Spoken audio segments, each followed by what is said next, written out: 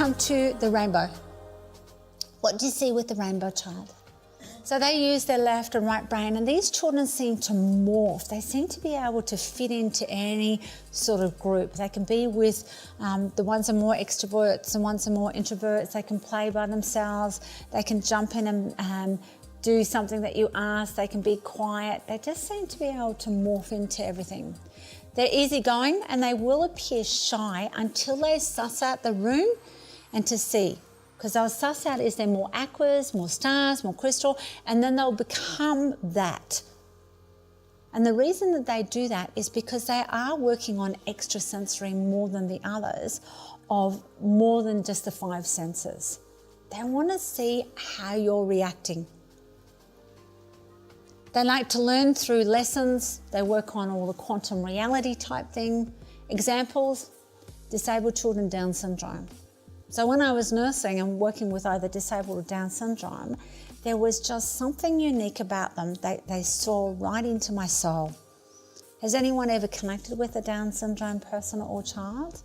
They're right there, and I love sometimes they grab your face and they just can see right inside you, and they are one with you. What's that one, darling? No. And then the concept of disabled, I don't think people are disabled at all. I think they're abled more than disabled. But if you look at some of the personalities, and I'm talking about more nursing language of retardation and spasticity, not when I was a kid and they'd call someone a retard and spazzo, I don't mean that. But if you look at someone that's supposedly disabled in a wheelchair, their communication with you is unbelievable. Has anyone ever noticed that? Just incredible how they connect on such a heart space, and they seem to know things beyond their years. Also terminally ill children, cot death, there seems to be this sense about these children that they just know what they're here to do, they get on with life, and they're not fazed by a lot of things. However, they are incredibly sensitive to external. Carpets, paints, foods, so everything really has to be quite pure for them. And words, which we were saying before, autism, ADD, ABC, 1, 2, 3, whatever you want to call them, they seem to be able to gaze into this space and have a bigger picture and understanding of life more than adults, way, way more than adults.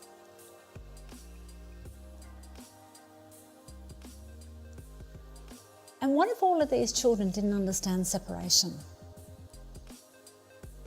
What if they didn't understand when we say comments like, well, it's the parents' fault, or it's because Kim Jong-un did such and such, or I didn't have a fluffy toy when I was little, or they don't seem to understand at all.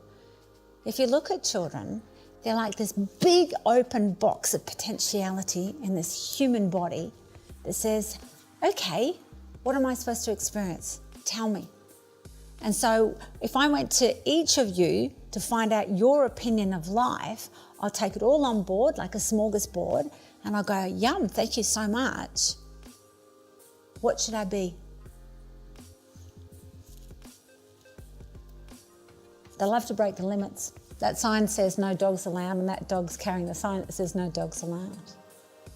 And if you look at children, I look at them today and I just think they are breaking the limits. As I said before, they're changing. Are they autistic, Asperger's, autism or Asperger's spectrum? They keep changing their name because the children keep saying, please don't box me. And yes, I box the personalities for our grown-up mind to understand, but really, we're all of it but none of it. That they're here to say, I don't understand life. Can you teach me some life skills? Can you teach me how to know my gifts? What are my challenges? But my challenges are actually my gifts. So if I am boisterous and I can't sit still, what jobs could I go into? Please don't put me into an office by myself with white walls and a laptop, because I'll just die.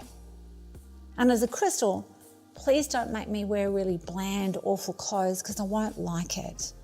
And as a star, please don't make me play football or rugby or gridiron, because I'll die. and they know anything is possible. Anything.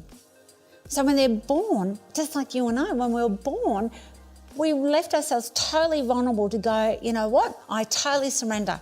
I know someone's going to feed me, love me, take care of me, change my nappy. Okay, I'm yours. I'm ready. I know anything's possible. And that whether it's at toddler stage, primary school, high school, in 20s, 30s, 40s, 50s, 60s, etc., anything's possible. So that child that was a bully or naughty or bad or whatever, what could they actually be if they understood their gifts and their challenges? They see the oneness in everything. This was an actual experiment they did in the US where they had little piglets dressed in faux fur of a tiger, and mummy tiger was still had milk, and she just accepted the piglet suckling. And that's how kids are. They don't understand the limitations that we put on them, and especially our words and comments or reactions.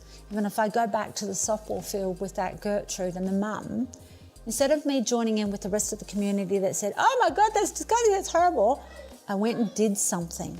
And yes, I put myself in a situation that was unpleasant with the police, etc., meaning that I had to get domestic violence order against her. But it was also that that girl could have a change as well, not just the community around.